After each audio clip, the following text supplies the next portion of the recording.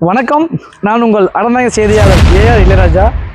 நம்ம நிற்கக்கூடிய இடம் பார்த்தோம் அப்படின்னா, அறந்தாங்கிலிருந்து கட்டுமாடு செல்லக்கூடிய பிரதான சாலை. கரெக்டாக திருவாப்படி அருகில் வந்து இந்த ஒரு முக்கியமான ஒரு இடம் இருக்குது. அதாவது இரண்டு சாலையின் இருபுறம் பார்த்தீங்க அப்படின்னா கிட்டத்தட்ட வந்து ஒரு 2000க்கு மேற்பட்ட பனை மரங்கள் ஒரே இடத்துல பார்த்தீங்க அப்படின்னா அழகான தோட்டத்தில் இருக்குது. கண்டிப்பாக இந்த வழியாக போகிறவங்க வந்து யாருமே இந்த இடத்த வந்து ரசிக்காமல் நின்று செல்ஃபி எடுக்காமல் போக மாட்டாங்க. அந்த அளவுக்கு தான் அந்த இடமே காட்சியளிக்குது.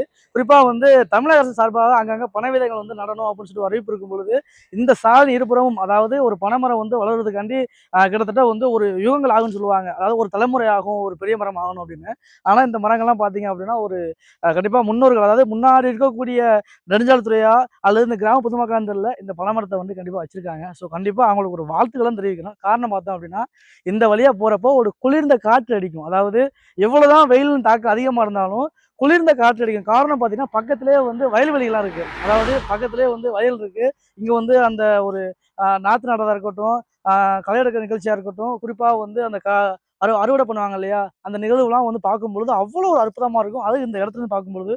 கண்டிப்பா நீங்களே பார்க்கலாம் அந்த காட்சிகள. நெருக்கி கிட்டத்தட்ட வந்து ஒரு 2000 பனை மரங்கள் ஒரே இடத்துல, அதாவது இந்த இடத்துல வந்து 2000 பனை மரங்கள் ஒரே இடத்துல காட்சியளிக்குது. ஸோ கண்டிப்பா வந்து ஆ தமிழக அரசுக்கு வந்து ஒரு நன்றி சொல்லிக்கணும். காரணம் பார்த்தீங்க அப்படின்னா, இந்த மாதிரி அனைத்து பகுதிகளுக்கும் அதாவது சாலை ஓரங்கள்ல இதே மாரி வந்து பனை மரங்கள் வச்சாங்க அப்படின்னா, கண்டிப்பா வந்து மண்ணரிப்பு ஏற்படாது. முக்கால்வாசி பார்த்தீங்க அப்படின்னா, அதிக அளவுல சாலை ஓரத்துல வந்து மண்ணரிப்பு அதிகமா ஏற்படும். ஸோ அந்த மாரி மண்ணரிப்பு வந்து இந்த பனை மரங்கள் வந்து கடற்கரை ஓரமா வைப்பாங்க. காரணம் வந்து மண்ணரிப்பு வராது அப்படின்னு சொல்லிட்டு.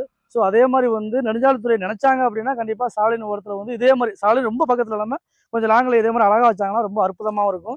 குறிப்பா வந்து சில நபர்கள் என்ன பண்றாங்க அப்படின்னா, சொற்ப விலைக்கு பனை மரங்கள வாங்கி வந்து செங்கல் சூளைக்கு பயன்படுத்துறாங்க. அது ரொம்ப மனவேதனையா இருக்கு. அதாவது செங்கல் சூளை வந்து நெறைய இடத்துல பார்த்துருப்பீங்க. அந்த அ செங்கல் சூளை வந்து போட்டிருப்பாங்க. அதற்கு வந்து எரியூட்டக்கூடிய கருவியாவே இந்த பனை மரத்த தான் வச்சிருக்காங்க. சிலர் வந்து கருவ மரத்த வெட்டி பயன்படுத்துறாங்க. சிலவங்க வந்து ஒரு பனை மரத்த வெறும் ரூ. 100க்கு விலை கொடுத்து வாங்கி, அத வந்து என்ன பண்றாங்க அப்படின்னா, செங்கல் சூளைக்கு பயன்படுத்துறாங்க. ஸோ அது மாரி வந்து பனை மரத்த வெட்டுவதற்கு மாவட்ட ஆட்சியர் உத்தரவு வேண்டும் என தமிழக அரசு அறிவித்திருந்தாலும், சில நபர்கள் அத யாருமே கண்டுக்காம, அந்தந்த பருவ உள்ள மரங்கள வந்து சொற்ப விலைக்கு வாங்கி வெட்டி விற்பனை பண்றாங்க. ஸோ அதனால வந்து இந்த வீடியோ பார்க்கக்கூடிய நபர்கள் கண்டிப்பா வந்து பனை மரங்கள் யாராச்சும் வெட்டுனாங்க அப்படின்னா, கண்டிப்பா வருவாய்த்துறை மற்றும் மாவட்ட ஆட்சியருக்கு தகவல் குடுங்க. காரணம் பார்த்தீங்க அப்படின்னா, பாதுகாக்கக்கூடிய விஷயத்துல நாம தான் இருக்கோம். வேற யாருமே கிடையாது. ஸோ நமக்கான தேவைகள நம்ம தான் பூர்த்தி பண்ண வைக்கணும். அது மாரி பனை மரங்கள பாதுகாக்கக்கூடியது நம்ம தான். அதாவது இந்த பகுதியில இருக்காங்க அப்படின்னா, இந்த பனை மரத்த வெட்டுனாங்கன்னா, அவங்க தான் பாதுகாக்கணும். அதாவது ஏன் வெட்டுறீங்க? என்ன காரணத்துக்காண்டி வெட்டுறீங்க? அப்படின்னு சொல்லி நம்ம தான் கேட்கணும். சிலவங்க ஏன் இப்படி சொந்த இடத்துல இருக்கு நான் வெட்டுறேன்னு வேற காரணங்கள் கூட பண்ணலாம். அத நம்ம தடுக்க முடியாது. லைன் போகும். அதனால அப்புறப்படுத்துவாங்க. ஸோ உண்மையிலேயே ஒரு அழகான தோற்றமுடைய ஒரு பனைமரமா இருக்கட்டும்